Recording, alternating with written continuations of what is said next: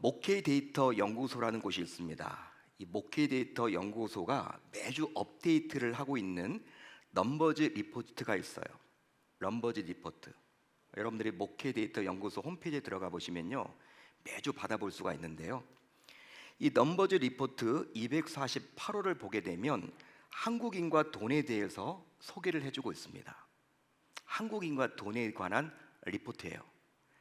이 리포트에 따르면 미국 여론조사 기관 퓨 리서치 센터라는 곳에서 17개 경제 선진국을 대상으로 실시한 삶의 가치에 대한 조사 결과가 나옵니다.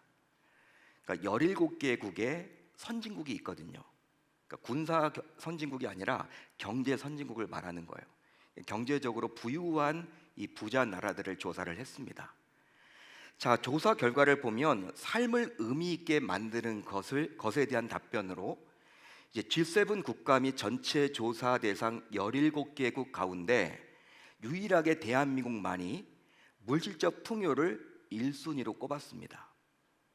대한민국만이. 다수의 국가들이 1순위로 가족을 꼽은 것과는 대조적이에요. 대부분의 국가들이 가족이 1순위예요. 근데 대한민국은 돈이 1순위입니다. 돈이에요, 돈. 자, 한국은 1순위가 물질적 풍요인 돈이고요, 1순위가 건강이었고 3순위가 바로 가족이었습니다. 이 가족의 3순위가 된 유일한 17개국 가운데 유일한 국가예요. 자, 프랑스, 캐나다, 일본, 영국, 미국, 독일, 이탈리아 등 모두가 가족을 1순위로 두었는데 유일하게 한국만 가족을 3순위로 두었습니다. 더욱이 한국인의 의식조사에서는 놀라운 일이 벌어졌는데, 돈으로 무엇이든지 해결할 수 있다고 생각하느냐의 질문에 무려 대한민국 국민 88%가 그렇다라고 응답을 했어요. 미국의 여러분 여론조사 기관이기 때문에 어떤 의미에서는 더 정확하다고 볼 수 있겠죠. 자, 이런 결과는 한국 사회에 물질 만능주의가 얼마나 팽배져 있는지를 너무나 잘 극명하게 드러내주고 있는 겁니다. 자, 그래서일까요? 이런 부모 세대의 물질에 최우선을 두는 가치를 자녀 세대들도 그대로 본받아서인지는 몰라도 무조건 연봉이 높은 의대에만 가려고 한다는 거예요. 요즘에 아이들이 의대를 가려고 하는데, 그러니까 저희 때만 하더라도 의대 가는 아이들은요, 뭐 공부 잘하는 아이들이 갔지만 그래도 나름대로 다 사명이 있었거든요. 무엇 때문에 간다? 내가 선교를 하러 간다. 내가 아니면 가난한 사람들을 도우려고 의대를 가는 거예요. 요즘은 무조건 연봉이 높은 의대 가운데서도 성형외과만 가려고 하죠. 일반 다른 과는 잘 안 가려고 하고요. 자, 그리고 목숨을 걸고 의대를 가려고 하고요, 결혼조차도 어떻게 합니까? 자신의 명의의 집이 생길 때까지 미루기도 한다는 거예요. 우리 때까지만 하더라도 그냥 이제 20대 중반 후반 되면요, 뭐 가진 게 없어도 결혼을 했단 말이에요. 맨땅에 헤딩하는 경우도 있었고, 요즘은 그런 경우가 거의 없죠. 자기 명의의 집이 있을 때 결혼을 하려고 합니다. 따라서 대학을 선택하거나 직업을 선택하거나 심지어 결혼 배우자를 선택할 때에도 무조건 돈이라는 조건만을 보고 택하기도 하는 거예요. 자, 그렇다면 우리 기독신자들은 과연 다를까요? 여러분 어떻게 생각을 하십니까? 목사님, 불신자들 이야기지 우리들은 다를 거예요, 이렇게 말할 수 있을까요, 과연? 아니, 이 말씀을 듣고 있는 여러분들은 돈에 대해서 다르게 여기십니까? 여러분, 돈에 대해서 여러분들은 어떤 생각을 가지고 계십니까? 자, 오늘 말씀을 보게 되면 한 부자인 관리가 예수님을 찾아옵니다. 예수님을 찾아와서 구원 상담을 요청해요. 자, 그런데 병행구절인 마태복음 19장을 보게 되면 이 관리는 부자 청년으로 기록을 해주고 있어요. 따라서 청년인데 큰 부자로서 신분이 확실한 공무원이었기 때문에 전도가 유명한 자임을 알 수가 있겠죠. 요즘 같으면 결혼 대상자 1순위일 거예요. 그럼 직업도 빵빵합니다. 공무원입니다. 안정적이죠. 거기다가 부자예요. 또 젊습니다. 전도가 유명한 사람이죠. 자, 그런 그가 구원, 영생에 대한 고민으로 예수님을 친히 찾아와서 묻게 돼요. 어떻게 묻습니까? 다음과 같이 묻습니다. 어떤 관리가 물어 이르되 선한 선생님이여 내가 뭘 해야지 영생을 얻으리이까? 내가 무엇을 하여야 영생을 얻으리이까? 내가 무엇을 하여야 영생을 얻으리이까? 라고 묻는 이 청년에게 이제 우리 주님께서 어떤 처방을 해주셨습니까? 어떤 처방을 내렸을까요? 자, 오늘 말씀 22절입니다. 우리 한번 함께 읽어봅니다. 22절 시작. 예수께서 이 말을 들으시고 이르시되 내게 아직도 한 가지 부족한 것이 있으니 내게 있는 것을 다 팔아 가난한 자들에게 나눠주라. 그리하면 하늘에서 내게 보화가 있으리라. 그리고 와서 나를 따르라 하시니까. 아멘. 자, 이 구절에 따르면 예수님께서는 구원을 받을 수 있는 처방을 두 가지 해주고 있습니다. 영생을 얻을 수 있습니까? 이 말은 어떻게 구원받습니까? 이 말이에요. 내가 뭘 해야지 구원받을 수 있습니까? 예수님은 두 가지 처방을 해주고 있죠. 우선 무엇입니까? 소유를 팔아서 가난한 자들에게 나눠주는 것, 그리고 그 다음 예수님을 따르는 것, 이렇게 말을 해주고 있습니다. 하지만 마치 이 처방은 두 가지처럼 보이죠? 두 가지처럼 보입니다. 하지만 둘이 아니라 하나예요. 하나입니다. 왜 그런지 제가 말씀해 드릴게요. 자, 제가 말씀해 드린 이유, 이게 왜 두 가지 처방이 아니라 하나냐라고 제가 말씀해 드렸는데, 이것을 알려면요 마태복음 6장을 꼭 보셔야만 합니다. 6장을 보시면요 이게 왜 예수님의 처방이 하나인지를 알 수가 있어요. 자, 마태복음 6장 24절을 볼까요? 우리 한번 같이 읽어봅니다. 시작. 한 사람이 두 주인을 섬기지 못할 것이니 혹 이를 미워하고 저를 사랑하거나 혹 이를 중히 여기고 저를 경히 여김이라. 너희가 하나님과 재물을 겸하여 섬기지 못하느니라. 아멘. 하나님과 재물을 겸하여 섬기지 못한다. 자, 이 말씀은 예수님께서 산 위에서 해주시는 산상수훈의 말씀 가운데 하나예요. 자, 그런데 예수님께서는 이 구절을 통해서 어떤 말을 합니까? 한 사람이 두 주인을 섬길 수 있다 없다? 없다라는 거예요.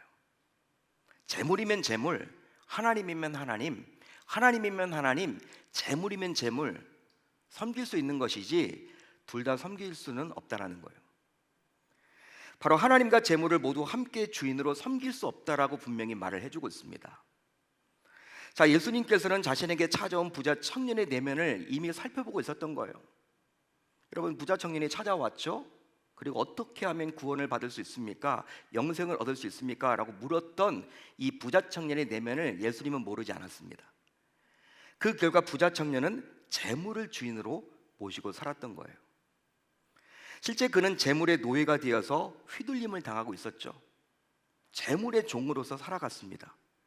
물론 스스로는 부자라고 뽐내면서 살았고, 심지어 주변 사람들도 아직 젊고 전도 유망한 그를 가리켜서 다 칭찬해주고 인정해주고 있었지만, 예수님께서는 폭군과도 같은 재물에 의해서 그의 영혼이 난도질을 당하고 있음을 모두 보고 계셨어요.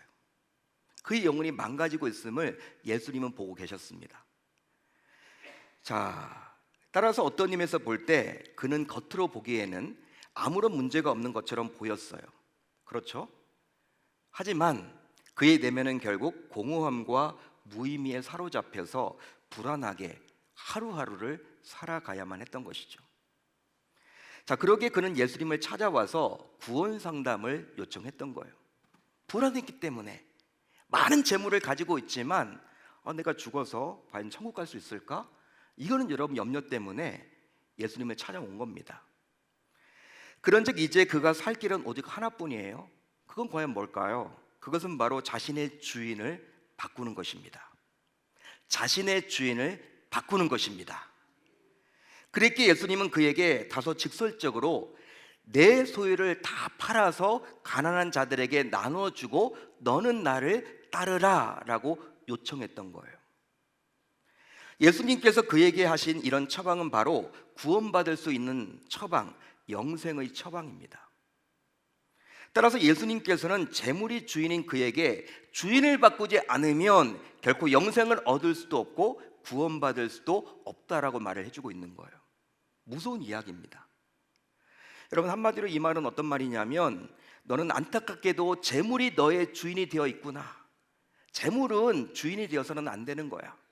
그런데 너는 안타깝게도 재물이 너의 주인이 되어 있어. 재물은 네가 다스려야 할 여러 가지 가운데 한 가지일 뿐인데 너는 재물의 노예로서 살아가고 있구나. 지금 우리 주님이 꾸짖고 있는 겁니다. 그뿐 아니라 그러게 이제 너는 너의 재물을 가난한 자들에게 나누어 주어서 이제 너의 재물을 보다 가치 있게 사용하면 좋겠다. 그리고 너는 나를 따라라. 그리하면 하늘의 유업을 이을 상속자, 내가 바로 하늘을 이을 유업의 상속자인데 너도 그리 될 거야. 그 결과 땅의 재물과는 비교할 수 없는 상급과 유업을 받을 수 있겠지. 예수님은 그 말을 지금 이 부자 청년에게 해주고 있는 겁니다. 부자 청년이 알도록 그렇게 해주고 있는 거예요. 하지만 예수님으로부터 직접 구원받을 처방을 받게 된 이 청년은요, 어떤 반응을 보였을까요? 여러분, 어떤 반응을 보였습니까? 여러분, 예수님께서 분명히 영생 얻을 수 있는 방법에 대해서 알려주셨죠? 그럼 여러분, 그렇게 하겠습니다 라고 하면 좋은데요, 오늘 말씀 보게 되면요, 이 청년은 여러분 어떻게 했습니까? 오늘 말씀 23절을 볼까요? 그 청년의 반응이 이렇게 나와 있어요. 그 사람이 큰 부자이므로 이 말씀을 듣고 심히 어떻게 했다? 근심하더라. 이 구절과 병행 구절을 보게 되면 심히 근심하여 예수님을 떠났다라고 나와요. 예수님을 찾아왔는데, 답을 얻었는데 어떻게 하면 내가 영생을 얻을 수 있습니까? 라는 그 답을 분명히 얻었는데 이 사람은 큰 부자였던 고로 이제 근심해서 답을 알면서도 떠나버린 거예요. 따라서 이 부자 청년은 구원을 받고 싶고 영생을 받고 싶어서 예수님을 막상 찾아왔습니다. 하지만 안타깝게도 어떻게 되었어요? 결국 자신의 주인을 바꾸지 못했다라는 거예요. 이 말은 여러분들 주인 바꾸라는 이야기입니다. 지금 네가 보니까 네 재물이 너의 주인인데 하나님으로 바꿔야 돼. 지금 그 말을 해주고 있는 거예요. 여러분, 계명을 다 지켰다고 했죠? 여러분, 계명 지키기가 여러분 쉬운 일 아닙니다. 근데 어려서부터 계명을 다 지켰대요. 여러분, 이 부자 청년은요, 여러분 계명을 여러분 얼마나 잘 지켰는지 몰라요. 뭐 주일 성수를 비롯해서 안 한 게 없습니다, 여러분. 여러분 그대로 살려고 몸부림을 쳤던 거예요. 그런데 여러분 아직 주인이 바뀌어지지 않았다라고 우리 주님이 책망하고 있는 거죠. 자, 그렇다면 이제 여러분들에게 묻겠습니다. 신자인 우리는 지금까지 오직 믿음으로 구원을 받고 믿음으로 영생을 받는다고 배웠잖아요. 여러분, 우리가 구원을 무엇으로 받아요? 여러분, 구원을 무엇으로 받아요? 믿음으로 받는다고 배웠잖아요. 영생은 여러분 무엇으로 여러분 우리가 영생을 얻어요? 믿음으로 얻는다고 배웠잖아요. 자, 그렇게 알고 지금도 전하고 있습니다. 이번에 우리 농어촌 가서도 우리가 복음 전할 때 다 예수님 믿기만 하면 우리 구원받습니다. 예수님 믿으셔야 됩니다. 그래야지만 우리가 천국에 보장됩니다. 우리가 그렇게 여러분 전했단 말이에요. 그렇게 알고 있죠, 여러분. 예수님 믿어야지 우리가 구원을 받고 예수님 믿으면 우리는 천국 가잖아요. 자, 그런데 예수님은 왜 오늘 말씀에서 좀 다소 이상하게 이야기를 했을까요? 가난한 자에게 내 소유를 다 팔아서 다 주고 넌 날 따르라. 여러분, 이것으로 구원을 받냐? 그럼 행위 구원을 말하는 거냐? 여러분, 오늘 말씀을 잘못 이해하면요, 오해하기가 쉽습니다. 분명히 믿음 구원인데 마치 행위 구원을 말하는 것처럼 보여지기 때문이에요. 여러분, 이 질문에 대한 답을 하기 위해서는 이제 예수님께서 이 부자 청년에게 처방한 것이 과연 믿음과 어떤 연관이 있는지를 살펴보셔야만 합니다. 예수님은 지금 믿음에서 벗어난 이야기를 하고 있는 거 아니에요, 여러분. 믿음에서 벗어난 이야기를 하고 있는 게 아닙니다. 잘 들어보십시오. 실제로 예수님을 믿는다는 것은 과연 뭘 뜻하는 것일까요? 여러분, 예수님 믿는 것이 뭘 말하는 거예요? 누가 여러분들에게 와서 예수님 믿는 게 뭐야? 라고 물어보면 여러분 뭐라고 대답하시겠습니까? 그것은 바로 예수님을 자기의 삶의 주인으로 삼아서 모시는 것입니다. 여러분, 예수님 믿는 것은요, 예수님을 자기의 삶의 주인으로 모시는 거예요. 믿으시면 아멘. 그래서 이제 마태복음 16장을 보게 되면 예수님께서는 다음과 같이 이야기를 해주고 있죠. 누구든지 나를 따라오려거든, 나를 믿으려거든 자기를 부인하고 자기 십자가를 지고 나를 따를 것이니라. 여러분, 믿을 때 따를 수 있는 거잖아요. 여러분, 예수님을 믿을 때 우리가 예수님을 따를 수 있는 거라고요. 여러분, 예수님을 따라가려면 어떻게 해야 돼요? 먼저 자기를 부인하고 자기 십자가를 지고 예수님을 따를 수 있다라고 예수님은 친히 말씀해 주고 있습니다. 자기를 부인하는 것은요, 다른 게 아니라 곧 지금까지 자기가 자기의 삶의 주인으로 살았던 것을 포기하고 이제 예수님을 주인으로 바꿔치기 위해서 살아가는 것을 말하는 거예요. 믿으시면 아멘. 믿으시면 아멘. 더 쉽게 말하면 자기가 우선순위를 두었던 것, 그것이 돈이든 자녀이든 부모든 배우자든 건강이든 명예든 지식이든 간에 그것보다도 이제 예수님이 최우선이 되는 것을 말하는 것입니다. 예수님이 최우선이 되는 거예요. 그게 믿음이에요, 여러분. 따라서 자신의 주인을 바꾸는 것이 곧 진정한 믿음이라고 감히 말할 수 있는 것이죠. 할렐루야, 할렐루야. 자, 그렇다면 예수님을 주인으로 바꾸었는지는 과연 이제 어떻게 알 수 있을까요? 사람들을 바라볼 때 그 사람이 예수님을 주인으로 모셨다라는 것을 어떻게 우리는 알 수 있을까요? 바로 삶의 열매를 보면 알 수 있죠. 삶의 열매. 자, 오늘 말씀인 누가복음 18장입니다. 근데 여러분, 오늘 말씀 다음 장 19장을 보게 되면요, 한 인물이 나와요. 그 유명한 부자 삭개오 이야기가 나옵니다. 자, 저자 누가는 고의로 일부러 부자 청년과 비교를 해주려고 부자 삭개오 이야기를 바로 이어서 해주고 있어요.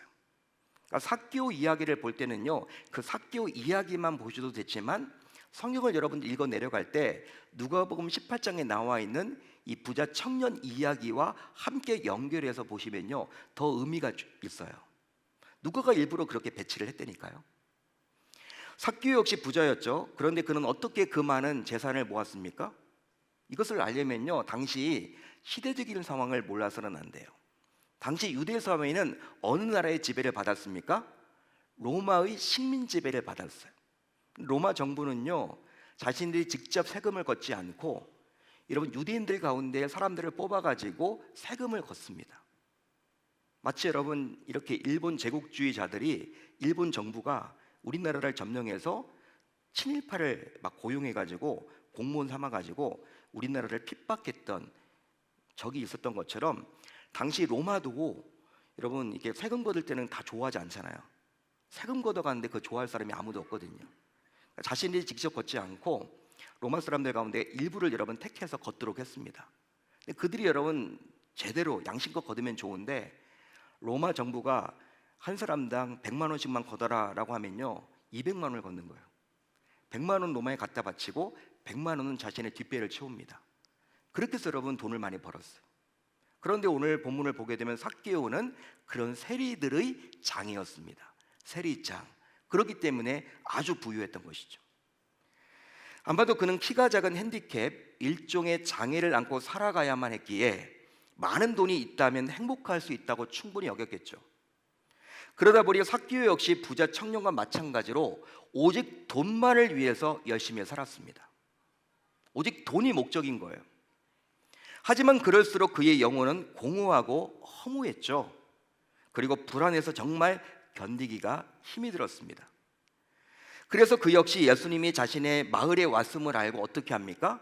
예수님을 한번 찾아가 보려고 예수님 있는 곳으로 갔는데 자신이 키가 작고 많은 사람들이 있어서 예수님을 보지 못하게 되었어요. 그러나 그는 그런 환경에서 좌절하지 않고 어떻게 했습니까? 어른 체면을 뒤로 한 채 돌 무화과 나무에 올라가서 지나가는 예수님의 행렬을 숨죽이며 지켜봤죠. 그때 예수님께서 그를 먼저 부르시면서 그의 집에 유하겠다라고 말을 해주십니다. 그래서 여러분 예수님을 자신의 집에 모시게 되었어요. 이 삭개오가.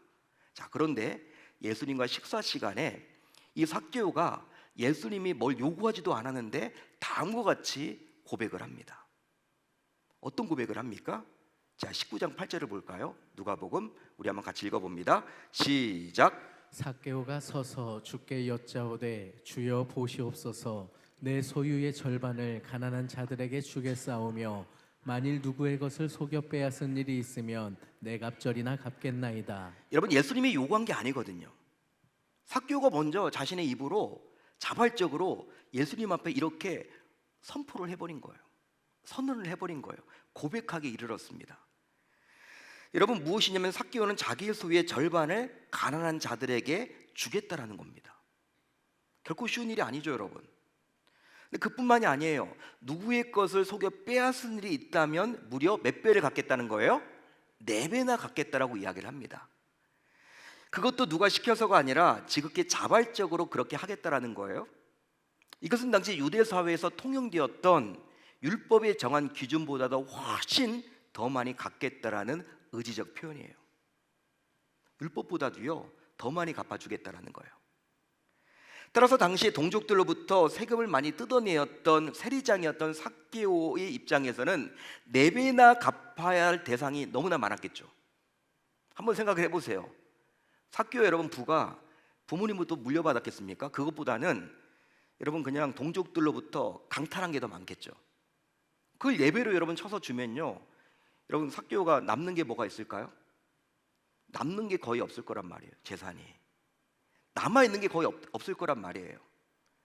따라서 이 말은 어떤 의미를 담고 있냐면, 예수님, 저는 이제 구원받은 하나님의 종입니다.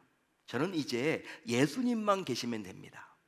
저는 이제 재물이 주인이 아니라 예수님을 나의 삶의 주인으로 모시겠습니다. 할렐루야, 할렐루야. 이 신앙의 고백이 거기에 담겨 있는 거예요. 그렇습니다. 예수님을 만난 삭개오는 이제 재물에 대해서 완전히 등을 돌리게 되었어요. 그는 예수님을 만남으로 자신의 주인을 바꾸는 진정한 믿음을 보여주었습니다. 진정한 믿음을 보여주었습니다. 자, 그래서 이제 예수님은 다음과 같이 삭개오에게 선포하게 되었죠. 어떤 선포를 합니까? 자, 19장 9절입니다. 제가 읽어드릴게요. 예수께서 이르시되 오늘 구원이 이 집에 이르렀으니 이 사람도 아브라함의 자손이미로다. 할렐루야, 할렐루야. 이 집에 구원이 임했다라고 예수님께서 친히 선포해 주십니다. 여러분, 예수님께서는 부자 청년과 대화하면서 재물인 돈이 그의 주인임을 보았어요. 마찬가지로 삭개오와 대화하면서 그가 재물인 돈을 주의 계명에 따라서 잘 다스림으로 결과적으로 그의 주인이 바뀌게 되었음을 보게 되었습니다. 할렐루야, 할렐루야. 예수님이 여러분 보게 된 거예요. 사랑하는 성도 여러분, 자, 그렇다면 하나님께서는 신자인 저와 여러분들의 주인이 바뀐 진정한 믿음을 소유하고 있는지 과연 우리의 무엇을 보고 판단하실까요? 하나님께서 우리를 바라보시면서 아하, 아무개의 주인이 바뀌었구나, 주인이 바뀌었어, 뭘 보고 판단을 하시겠냐는 거예요.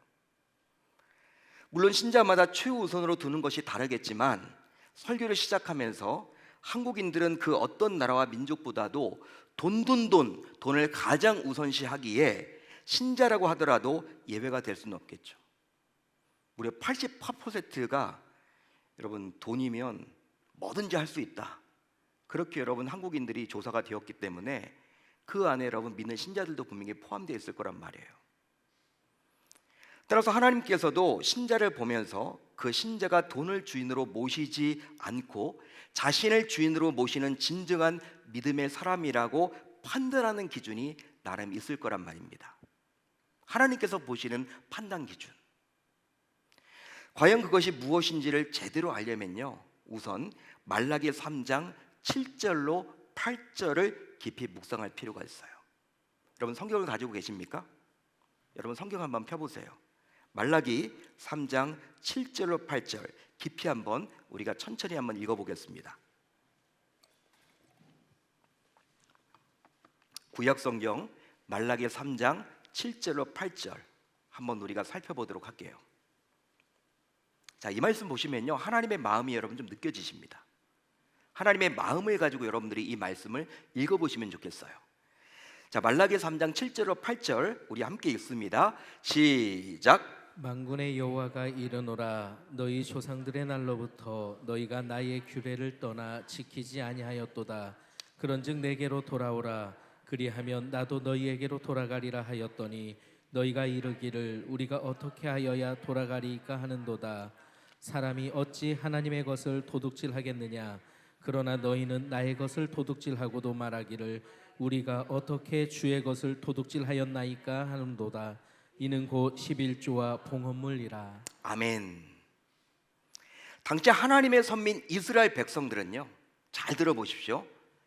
하나님의 백성들이었던 이스라엘은 그 누구보다도 스스로 하나님을 나름 잘 믿고 섬기고 있다라고 자부했어요. 내가 이 정도면 하나님을 잘 믿지. 나만큼 하나님 믿는 자가 어디 있어? 백성들이 다 그랬단 말이에요. 자, 이 구절을 통해서 하나님께서는 그들에게 어떻게 이야기를 합니까? 내게로 돌아오라. 그리하면 나도 너에게로 어떻게 하겠다? 돌아가겠다. 나에게로 돌아와라. 나에게로 돌아와. 그럼 나도 너에게 돌아가겠다. 여러분, 하나님은 이 말을 지금 해주고 있어요.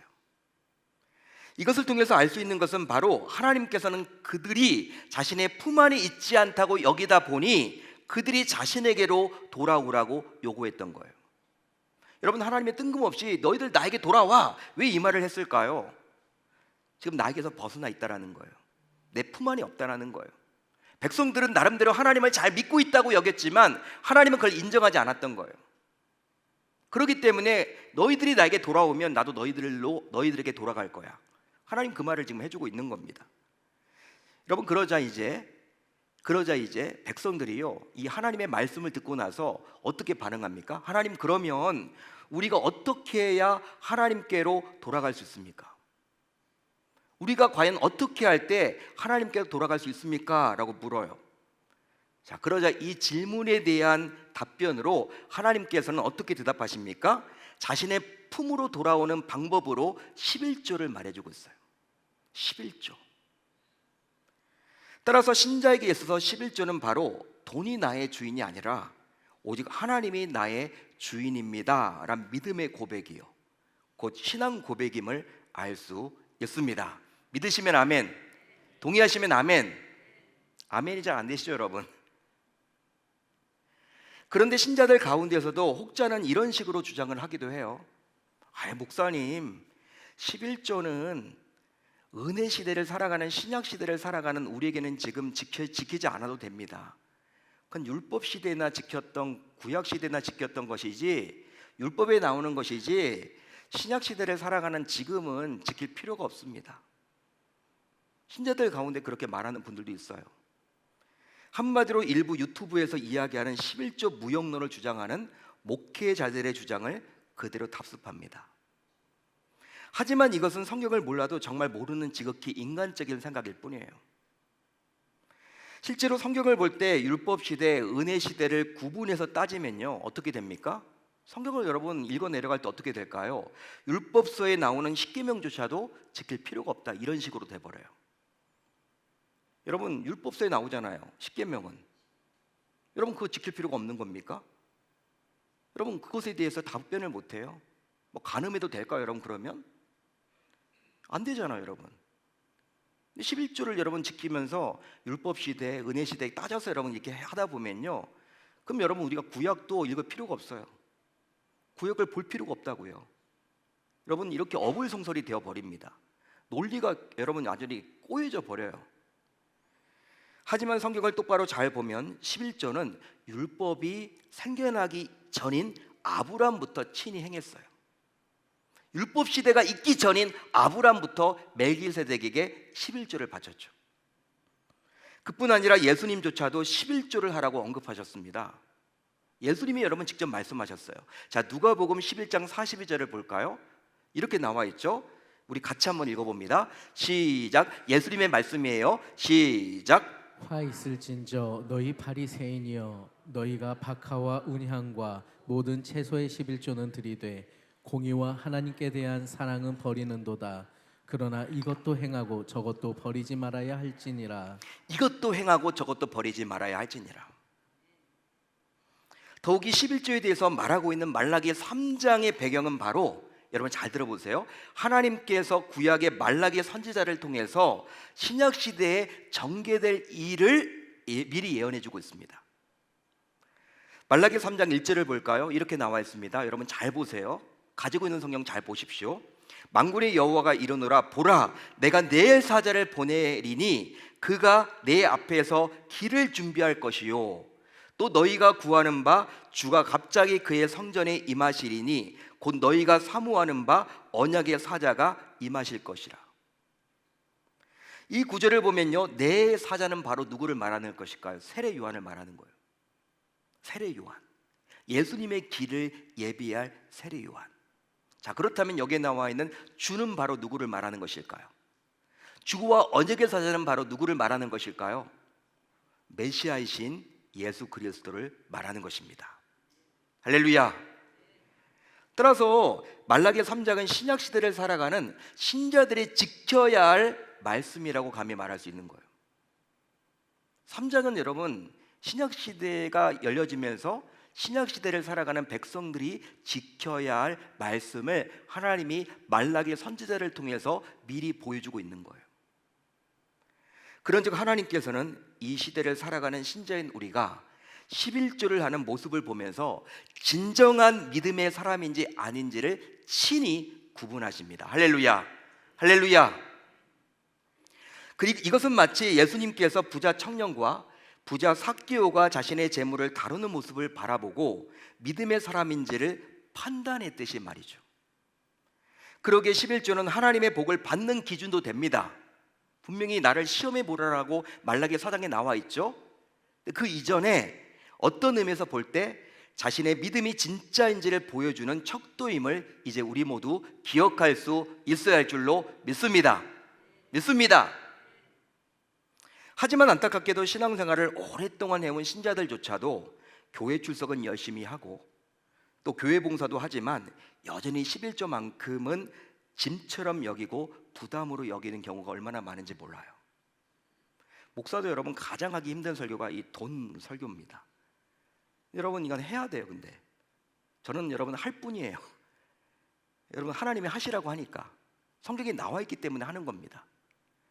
그러나 예수님께서 이미 말씀하셨지만 신자가 두 주인, 즉 하나님과 재물을 모두 다 섬길 수 없기에 신자인 우리가 하나님만을 믿고 주인으로 섬기기를 기대하는 마음에서 우리 하나님께서는 신자인 우리에게 큰 금액이건 작은 금액이건 간에 자신의 소득에서 온전한 11조를 하라고 하심으로 우리가 진정 하나님만을 주인으로 섬기도록 배려해 주셨습니다. 여러분 11조는 하나님의 배려예요. 어떤 의미에서는 여러분 우리를 막 힘들게 하기 위해서 그렇게 하신 게 아니라는 거예요. 따라서 아직도 하나님께 11조 드리는 것이 아깝다면, 그리고 아예 찔림도 없고 아무런 생각도 없다면 자신의 믿음에 불순물이 끼어 있음을 기억하시고 11조를 할 수 있는 온전한 믿음을 달라고 하나님께 이 밤 기도하고 돌아갈 수 있기를 바랍니다. 더욱이 이곳에 학생들과 청년들이 앉아 있는데요, 부모님으로부터 용돈을 받은 학생 때부터 그 받은 용돈에서 11조를 떼어서 하나님께 드리는 훈련을 열심히 잘 감당함으로 말미암아 돈을 주인으로 모시고 살아가는 것이 아니라 오직 하나님만을 나의 삶의 주인으로 모시고 살아갈 수 있어야 할 줄로 믿습니다. 이건 여러분 어릴 적부터 하셔야 돼요. 부모님이 그건 해주셔야 돼요. 너 11조 했니? 여러분 저희 부모님은 지금도, 저는 여러분 목회자니까 저한테는 그런 얘기는 안 하는데 제 동생, 남동생들 둘이 있거든요. 다 여러분 이제 직장 생활을 하죠. 항상 강조하는 게 주일 성수 11조. 추석에 여러분 가서 이제 무릎 꿇고 앉으면요, 부모님이 여러분 그런 이야기 해주시고 예수 잘 믿어야 된다, 11조 떼어 먹지 말아라. 여러분 다 40대 중후반이에요. 그런 여러분 왜 아들들에게 그런 이야기를 하겠냐는 거예요, 부모가. 여러분 그러니까 교회를 지금 다 다녀요. 열심히 신앙생활을 하고 있고 그 손주들까지도 여러분 다 열심히 지금 선교도 가고 신앙생활을 열심히 합니다. 이건 부모의 역할이 크다라는 거예요. 그 결과 이제 하나님이냐 돈이냐라는 질문 앞에서 언제나 나는 하나님이 우선입니다. 나는 돈이 아니라 하나님이 나의 주인입니다. 나의 우선입니다. 라고 당당하게 말할 수 있는 참된 믿음의 신자들이 모두 다 될 수 있어야 할 줄 우리 주님의 이름으로 축원합니다. 축원합니다. 여러분, 오늘 말씀은 좀 우리에게 부담이 되는 말씀일 수도 있지만, 여러분, 진짜 내가 예수를 믿는다면 나의 주인이 바뀌어져야 하는 것입니다. 예수는 말로만 믿는 게 아니에요. 행함이 없는 믿음은 죽은 믿음이다 라고 분명히 말을 하고 있지 않습니까? 여러분, 예수를 믿는다는 것은 내 주인이 바뀌는 거예요. 내 생각대로 내가 살아가는 것이 아닙니다. 내 생각대로 내가 살아가는 게 아니래요. 주인을 여러분 하나님으로 모시고 하나님의 뜻한 바에 의해서 내가 살아가는 거예요. 그게 바로 예수를 믿는다는 것이죠. 이 밤 우리 금철에 나오신 여러분들, 오늘 이 말씀을 부담으로만 여기지 마시고 하나님께서 왜 나에게 이 말씀을 주셨을까를 곰곰이 여러분들이 생각하셔서 돈과 하나님을 동시에 섬길 수 없다라는 이 예수님의 가르침을 꼭 내 마음으로 붙들어서 돈이 아니라 하나님을 온전히 섬김으로 말미암아 그 하나님께서 돈까지도 우리에게 주시는, 돈까지도 흘려 보내주시는 그러한 역사를 우리의 삶 속에서 체험하는 저 여러분들이 다 되셨으면 좋겠습니다. 그렇게 한번 살아보겠다라고 결단하고 다짐하는 저와 여러분들이 다 되실 수 있기를 바랍니다.